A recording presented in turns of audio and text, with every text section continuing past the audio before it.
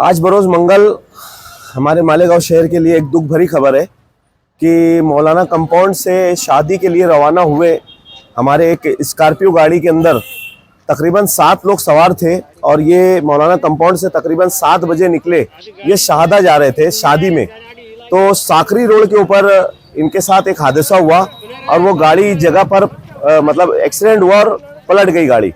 तो स्कॉर्पियो गाड़ी है और मौलाना कंपाउंड के एक बच्चा मौलाना कंपाउंड का था और एक बच्चा चुना भट्टी का था और तकरीबन ये लोग 7 लोग थे। तो मौलाना कंपाउंड से ये लोग निकले थे और शहादा जा रहे थे। तो रास्ते में एक्सीडेंट होने की वजह से 6 लोगों को मतलब एकदम ज्यादा चोटें लगी है, जिसमें से 4 लोगों को वहां के सिफा हॉस्पिटल में एडमिट किया गया है और 2 लोगों की मौत हो चुकी है।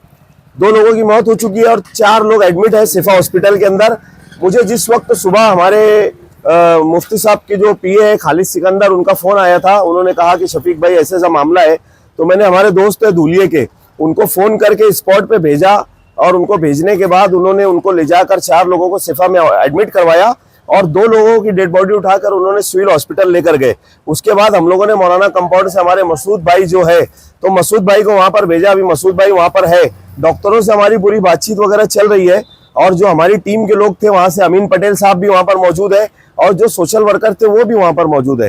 तो इंशाल्लाह 1 से 1.5 घंटे में उनकी डेड बॉडी वहां से निकाल कर दे दी जाएगी। तो वो लोग धूलिये से लेकर मालेगांव के लिए रवाना होंगे। एक बच्चे का नाम है मोहम्मद अनस, जो कि ये चुना भट्टी का रहने वाला है, और एक बच्चे का नाम है साद आमिर, ये मौलाना कंपाउंड का रहने वाला है। दोनों की उम्र, एक की उम्र 22 साल है और एक की उम्र 23 साल है।